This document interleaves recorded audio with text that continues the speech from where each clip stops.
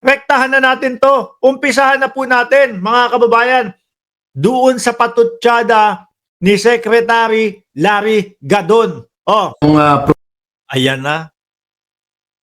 Pinagtatawanan po talaga yung timburat. Ay, putik na. Sorry, suka! Hindi. Ikaw, kayo, eto kasing si Just Vincent, pag pumapasok kung ano-ano sinasabi eh. Timburat daw. Team suka daw sila. Sabi dito, this is an insult to PDP proclamation. Nakakaawa na, nakakatawa, wala kayong tao. Oh, sorry, Pepe Malonzo, Team Suka pala. No. Oh, game.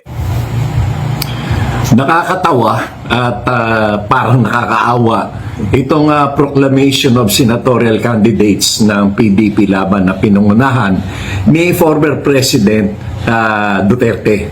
Totoo naman ho, mga kababayan. Actually, dati pa ho lang napansin na natin yan. No? Hindi pa po doon sa mga proclamation rally nila, hindi pa po doon sa mga campaign rally nila, mga kababayan. Napansin na po natin yung pagbaba nung mga dumadalo doon sa kanilang rally, doon pa lang ho sa mautog, mga kababayan. At ang tingin ko kung bakit nawawalan ng gana na sumama yung mga, miski po yung mga dati nilang taga-suporta, dahil po sa laging pakawala ng dating Pangulong Duterte. Yung mga kasinungalingang naririnig po doon sa kanilang mga mautog. O di ho ba? Inumpisahan nila yan, mga kababayan. Huwag tayong magsinungaling. Madaming pumunta doon. Doon sa Davao o doon sa Wabad. Ano? Madaming pumunta doon. Mga bossing, unang araw nila yon. Kaya lang, unang araw, nagpakawala ng kasinungalingan ang dating Pangulong Duterte at sinasabi, adik daw si Pangulong Bongbong Marcos. Mga bossing. No? Nasa listahan daw ng mga gumagamit ang ating Pangulo na 2 oras o 3 oras makalipas, kinontra agad ito ng PIDEA na walang katotohanan. O syempre, kung ikaw, dumadalo ka doon, anak ng teteng, eto pala maririnig ko doon sa mga aatenan at inaatenan naming mautog, kasinungalingan lang pala. Kung ikaw, dati kang umaattend, ano gagawin mo sa susunod? Syempre, ayaw mong malason yung utak mo. Di ba? Ayaw mong malason ng puros kasinungalingan, mga kababayan.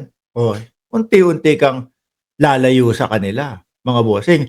At nakita ho natin, mga bossing, yung mabilisan na pagbagsak po ng mga attendees nila sa kanilang mautog.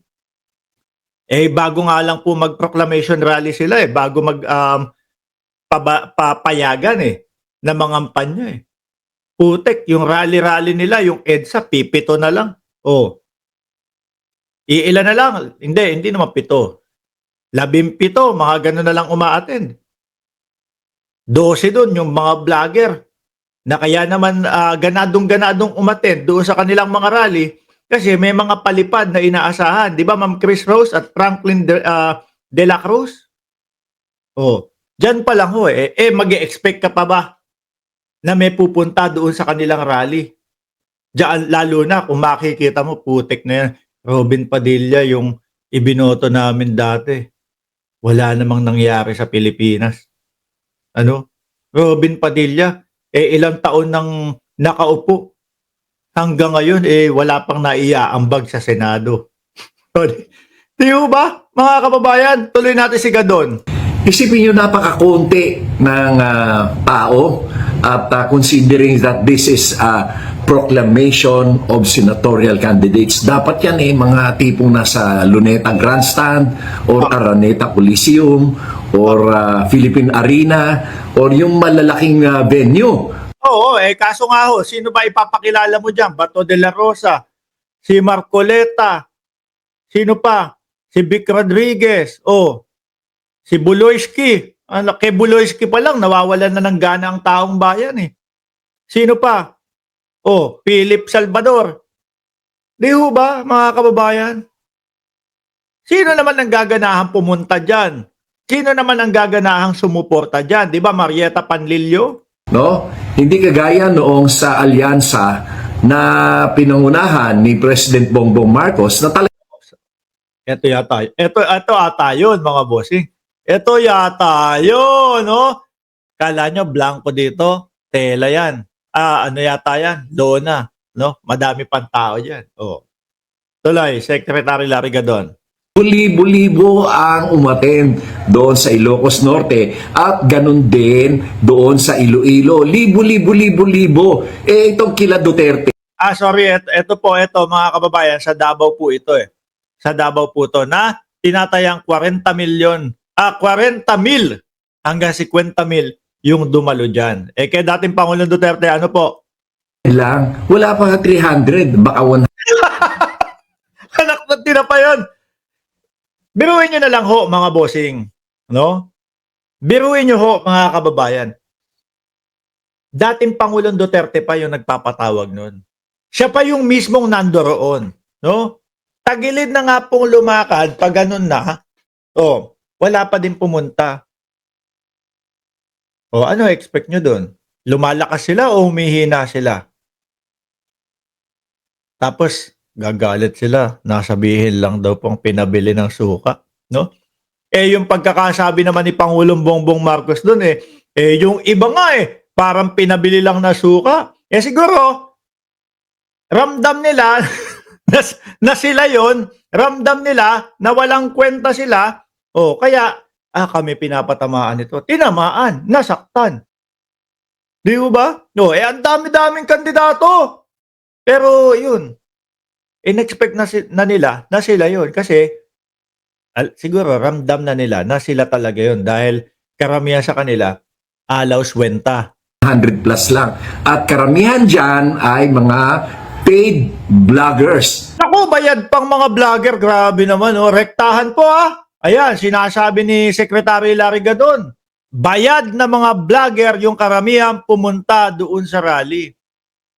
Yung iba dyan, siguro, kahit na, hindi naman ako sumusuporta talaga dito kay Duterte. Dahil may mga palipad kapag ka nandun ako nagbablog, madaming mga uto-uto kaming mga DDS na nasa OFW, sige, doon ako. Sabihin ko na lang, DDS ako, at least madaming palipad. Di ho ba? At mga supporters na sila-sila lang rin. Parang yung mga kwentuhan, kayo-kayo na lang ang mag-utuan.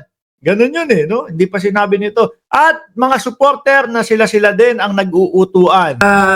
This will reflect also why maisog rallies in all the parts of the country, yung lahat ng mga maisog rallies nila ay konting-konti lang umaattend. Kasi nga, wala naman talagang suporta, walang tao ang mga Duterte. Kaya kasi lagi nilang sinasabi, hindi mananalo yung Marcos nyo kung hindi kay dating Pangulong Duterte.